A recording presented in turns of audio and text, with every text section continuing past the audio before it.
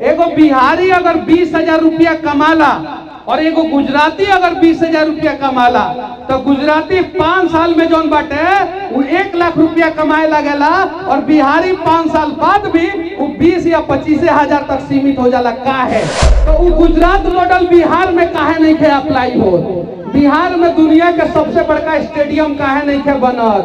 बिहार में सूरत जैसन शहर काहे नहीं के बनत? अहमदाबाद नियर शहर काहे नहीं के बनत? बड़ौदा जैसन शहर काहे नहीं के बनत? राजकोट जैसन शहर काहे नहीं बनत? काहे बिहार के लोग जाके गुजरात में काम करता, गुजरात के लोग काहे ना आके बिहार में काम करता? हम कड़वा बोले भाई, बुरा लग जाए तो हम माफी चाहता नहीं, नेता वाला बात हम ना बोले चिकना चिकना। वोट आई ना आपकी दाव तो रौनी के अपना लाख वोट मत देम लगे, नेता लाख वोट मत देम लगे, अपना लड़का के आंख में आंख डाले लगे। केकरा आंख में आंख डाले के बा? लड़का के। अपना मेहरारू के आंख में आंख डाले लगे, अपना माई बाप के आंख में आंख डाले लगे और जाके तब वोट देम लगे और कहे लगे अब की दाव हम अपना बेटा के किस्मत बनावे जाता नहीं, हम अपना मेहरारू के भाग्य बदले के चाहता नहीं, हम अपना बाप मतारी के हालात बदले के चाहता नहीं, अपने मने बिहार के हालात बदल जाए। लड़का संग के देखिए एकनी के हालात के बदली एकनी के हालात रौनी के बताई लगी ना। जकर जकर लड़का बा बोलो लगी ना कि के बदली है लड़का संग के हालात? हमनी के बदलम संग। अगर बेटा पैदा कैले बानी या बेटी पैदा कैले बानी तो ओकर हालात बदले के जिम्मेवारी हमनी के बाटे। अगर शादी कैले बानी तो मेहरारू के किस्मत बदले के जिम्मेवारी हमनी के।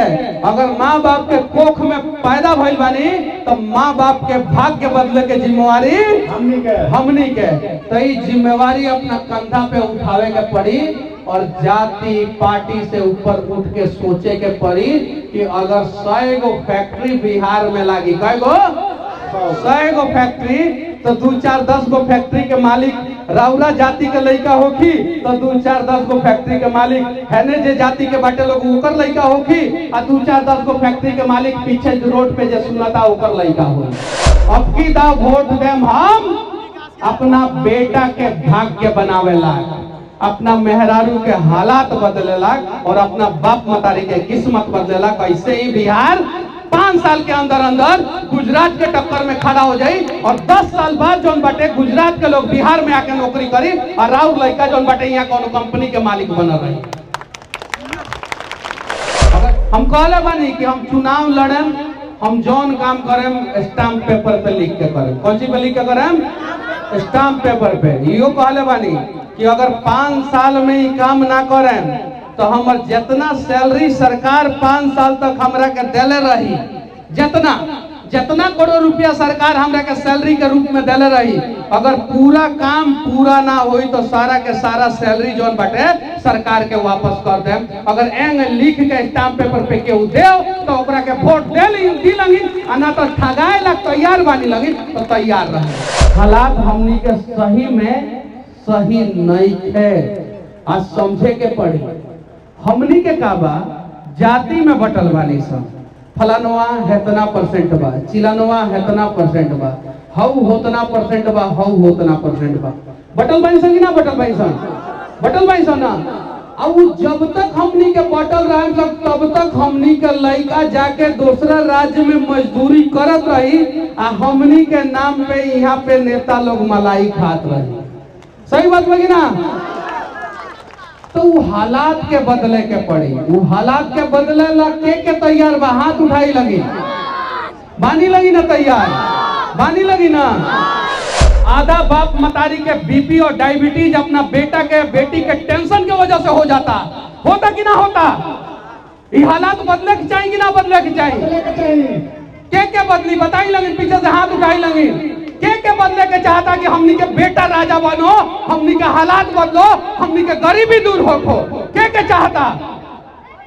सब लोग चाहत बा कि ना चाहता? चाहत बा ना।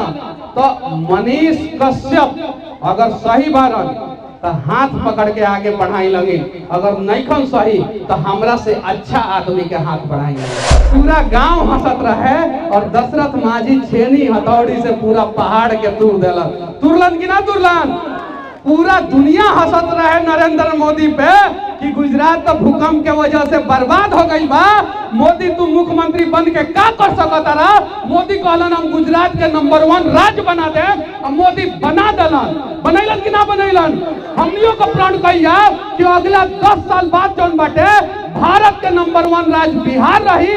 बिहारी पे आज दुनिया हंस रहा बा। बिहार पूरा बिहारी पे पूरा दुनिया गर्व महसूस करी।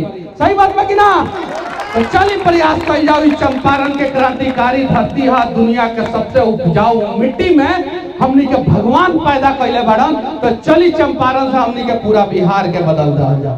तैयार बानी लगी के बिहार बदले लग तैयार बा के तैयार बा। रौनी के बीच में हम बानी। अच्छा ये बताई लगे कि हम नेता वाला बात मीठ मीठ बोली या हम अपन कड़वा स्टाइल में कड़वा बात बोली।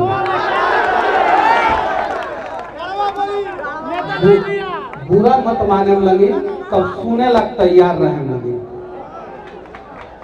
कुछ हमरा अंदर गलती हुई तो रउआ बताएं और कुछ रउआ अंदर गलती हुई तो हम बताएं। और बाद में जब हमार बात पूरा हो जाए तो हमर कोनो भी बात बुरा लागल रही तो हमनी के बता दे लगे कि मनीष तू है गलत बात बोलो और ये बात तारा ना बोले के चाहिए। ठीक बा। क्या बोली रौनी के मीठ लागो कान में वो बोली या सही बोली। अगर सही बोले तो कड़वा लगी। तैयार बानी लगी। कब तक हमनी के बिहार के हालात है नहीं रखे। हम देखनी हाँ यहाँ आधा से अधिक लड़का जौन बाटे जौना के जामा फाटल बा और मतारी सियले बड़े। हई लड़कुआ पे हम ध्यान से देख लिया, एगो लड़का नहीं कर संगिया, अनेकों लड़का बाड़ा सन। यहाँ मंच पे जो लड़की संग डांस करत रही सन, हम देखनी हाँ कि अगर वो अमीर के लड़की रहती संग तो ओकनी के साड़ी के दाम 10-10 हजार रुपया रहे। ओकनी के अपन अपन माँ के बिहौती साड़ी पहन के आई रही है। गलत बोलता नहीं, जैसे गलत बोले वैसे रोक लेम लगी, क्योंकि गलत के बढ़ावा नहीं के देवे नहीं के देवे। ई हालात के आखिर हमनी के काहे नहीं के संग बदले के प्रयास कर और के बदली ई हालात के रौनी के बताए लगे के करी बदले के प्रयास। अरे बोली लगी ना के करी प्रयास। अच्छा खाली हमरा कैला से ना होई या दीपक भैया के कैला से ना होई, हमनी के सब कोई मिल के करे तभी ये हालात बदली। सही बात बा कि ना बा बाटे ना। तो एकरा लाग सब कोई के तैयार रहे के पड़ी, सब कोई के। और सबसे बड़ी बात बा कि एगो विश्वास दुनिया के सबसे ताकतवर चीज होला। अगर रौनी के विश्वास होई कि ई हालात बदल सकता तो एक ना एक दिन ई हालात जरूर बदली। और अगर रौनी के विश्वास ना होई तो ये हालात कहियो ना बदली। एक समय रहे इतिहास में जब उठा के देखे तो दुनिया के सबसे ताकतवर साम्राज्य जौन बाटे वो मगध साम्राज्य रहे और चंद्रगुप्त मौर्य जौन बाटे उनकर शासक रहलन। आ हमनी के बिहार जौन बाटे वो सबसे समृद्ध राज्य रहे। एक समय रहे। आज स्थिति का बा रौनी के बताई लगे कैसन स्थिति बा बिहार के आज कैसन बा कैसन बा। तो चली हम कहानियां न कड़वा बोले तो जेकरा जेकरा मुंह में पहले गुटका बा वो अपन अपन गुटका फेंक दे सबसे पहले। चूंकि अगर रउआ देखिए ताली बजाओ करी भैया वो ना खानी आनी। जेकरा जेकरा मुंह में गुटका बा वो पहले गुटका फेंको। भैया फेंक दी लगे।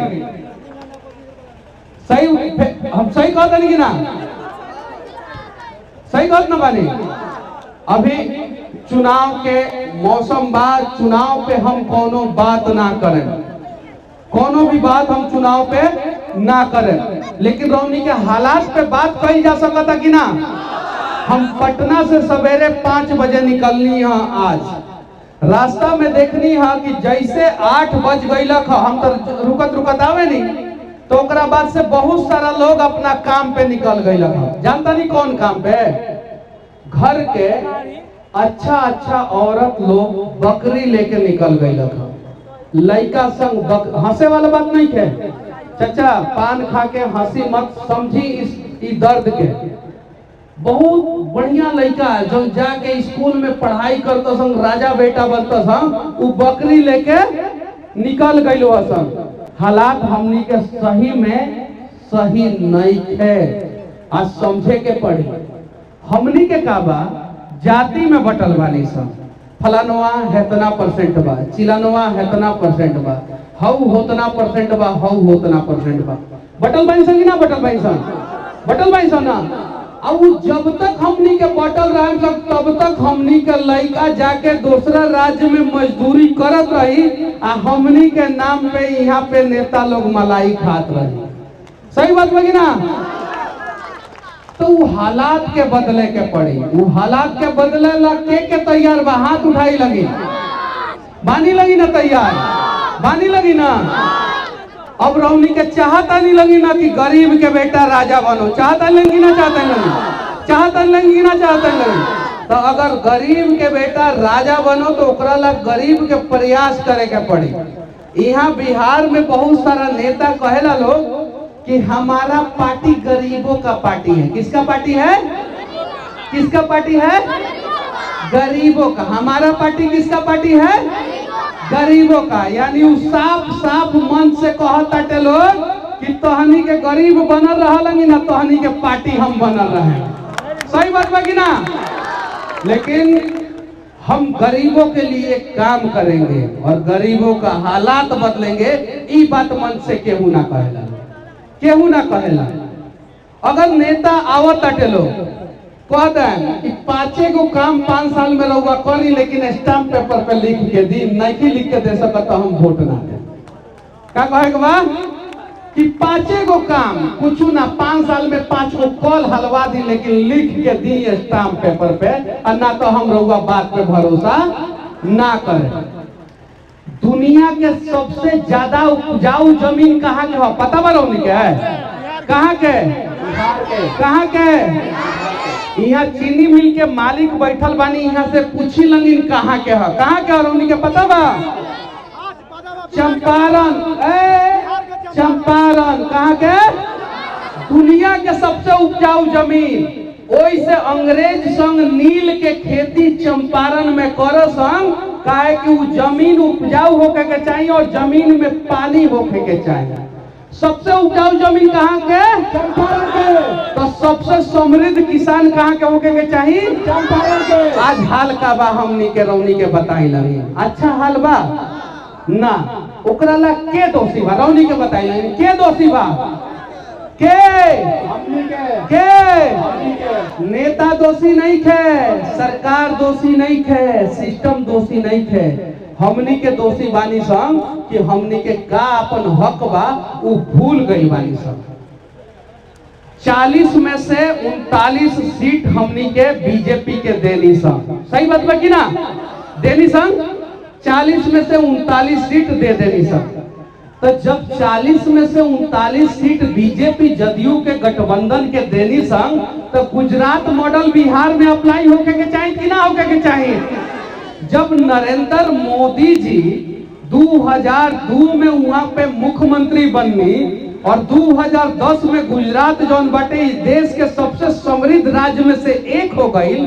8 साल में मोदी जी अपना कंधा पे जौन गुजरात में भयानक भूकंप आई रहे, कच्छ और भुज में बहुत सारा जगह पे लोग इतना मर गई रहे कि वर्ल्ड बैंक कहले रहे कि गुजरात को फिर रास्ते पे आने में 100 साल लगेगा। कितना साल लगेगा?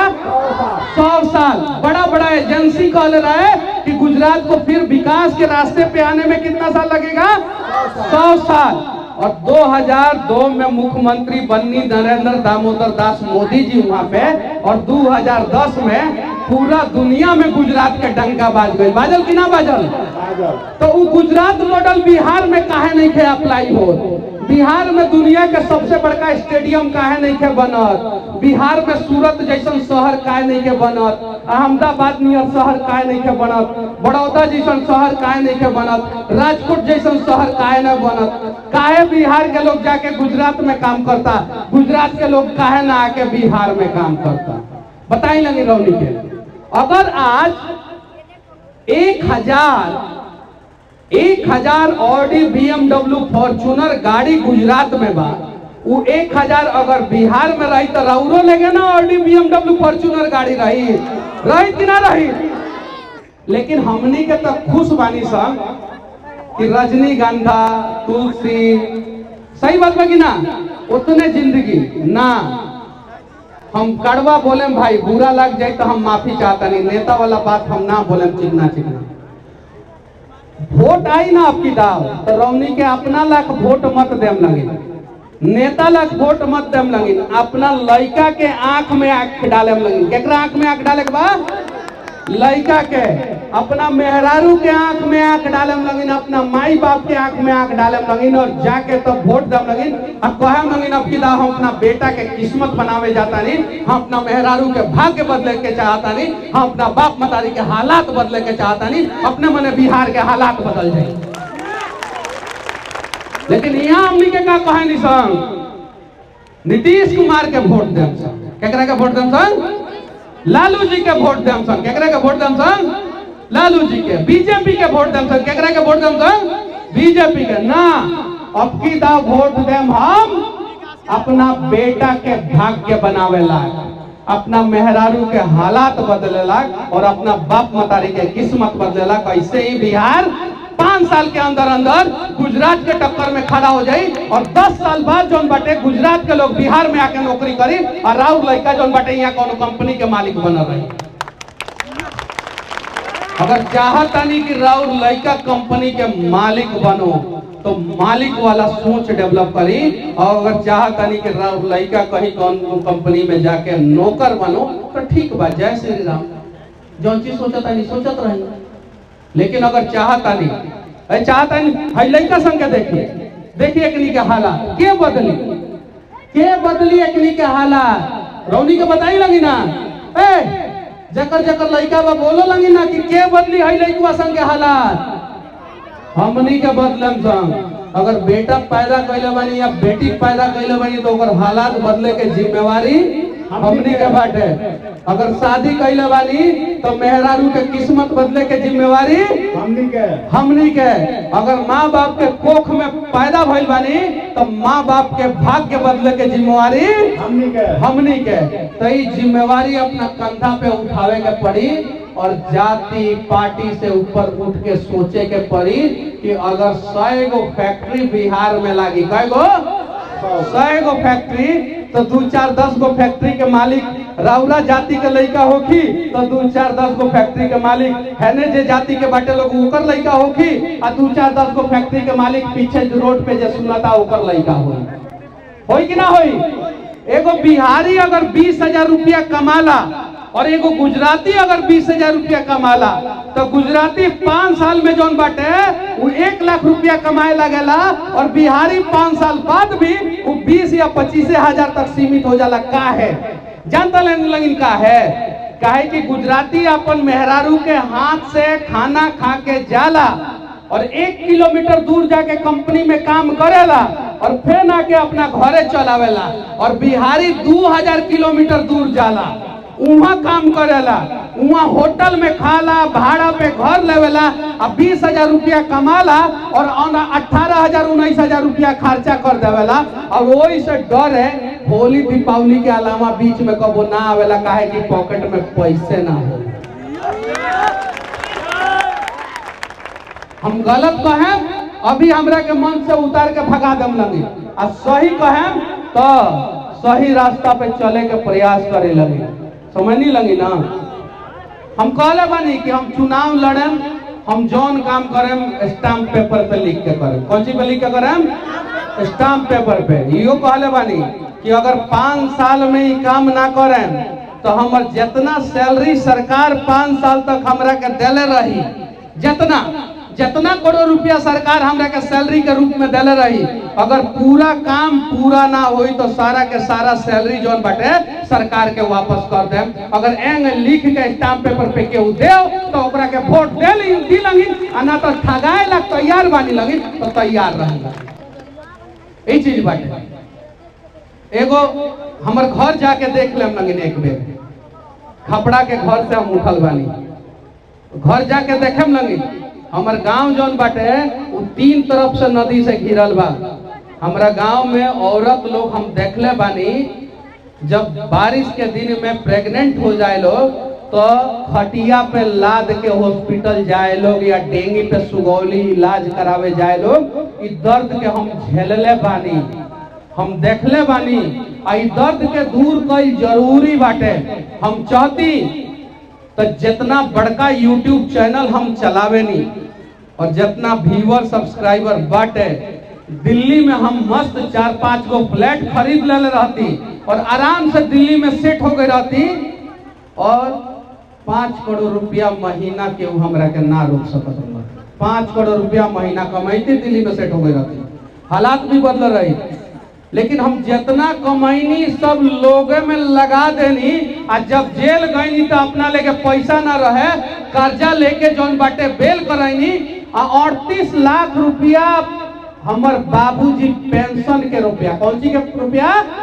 पेंशन के रुपया सोचले रहनी कि पैसवा से गांव में जौन खपड़ा के घर बा ओकरा के रिटायरमेंट के बाद हमर बाबूजी सोचले रहलन घर बनवाएं और सारा के सारा पैसा निकललन। तब जाके सुप्रीम कोर्ट में केस लड़े के पड़ल और तब जाके 9 महीना में मनीष कश्यप निकलन। और जब वो 38 लाख रुपया हमारे बाबूजी के खाता से निकल गई, वो हमरा के माने नहीं बहुत ज्यादा।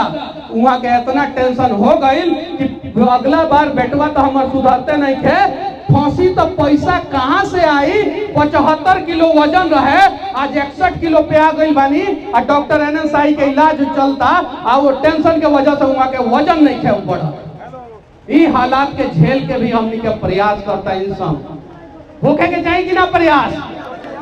ऐसा एगो हम ही नहीं के जूझत, बहुत बाप मतारी जूझता जौन ओकर बेटा सक्सेस नहीं क्या हो तो टेंशन में खाना तो खाता लेकिन गलत जाता है।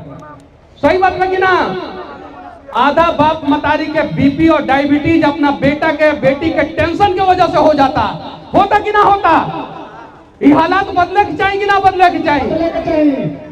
के बदली बताई लगी, पीछे से हाथ उठाई लगी। के बदले के चाहता कि हमनी के बेटा राजा बनो, हमनी के हालात बदलो, हमनी के गरीबी दूर हो। के चाहता? सब लोग चाहत बा कि ना चाहता? चाहत बा ना। तो मनीष कश्यप अगर सही बारन तो हाथ पकड़ के आगे बढ़ाई लगे, अगर नहीं सही तो हमरा से अच्छा आदमी के हाथ बढ़ाई लगे, आगे बढ़ाई लगे। सही बात कि ना? तो बाकी अगर हमार बात कोनो भी बुरा लागल हो कि तो हम माफी चाहता नहीं, बस हम एगो प्रयास करता नहीं। या तो जीतम संग हमनी के गरीब के लड़का है सब, हमनी के गांव में पैदा भइल लड़का है सब, हमनी के या तो जीते नहीं संग और ना तो सीखे नहीं संग। हारल तो हमनी के डिक्शनरी में हलाई नहीं थे, कबो नहीं की हार सकल हमनी के। या तो जीतम संग या तो सीखेम संग। और प्रयास करे के चाहिए। अगर ना प्रयास कैले रहतन तो पूरा गांव हंसत रहे और दशरथ माझी छेनी हथौड़ी से पूरा पहाड़ के तोड़ देलन। तुरलन कि ना तुरलन?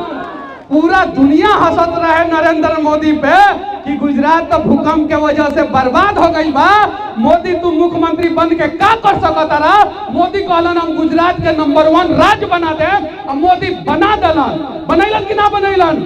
हमनियों को प्रण कहिया कि अगला 10 साल बाद जौन बाटे भारत के नंबर 1 राज्य बिहार रही। बिहारी पे आज दुनिया हंस रहा बा। बिहार पूरा बिहारी पे पूरा दुनिया गर्व महसूस करी। सही बात है कि ना? तो चलिए प्रयास कर जाओ। इस चंपारण के क्रांतिकारी धरती है, दुनिया के सबसे उपजाऊ मिट्टी में हमनी के भगवान पैदा कैले बाड़न। तो चली चंपारण से हमनी के पूरा बिहार के बदल दिया जाओ। तैयार बनी लगी? के बिहार बदले लग तैयार बा? के तैयार बा? देखिए उन्हें कुछ लोग हाथ नहीं के उठावत, 1-2 आदमी 3 आदमी बाटे लौकता। सब कैमरा रिकॉर्डिंग हो रहा बा, लागी लोग देखा हाँ देखी चचुओ उठा लेलन, हमार पगड़ी बदला बाड़न उठा लेलन, सब लोग उठा लेलन। बदल जाई ना? बदल जाई ना? बदल जाई ना? चलिए ठीक बा। जय हिंद।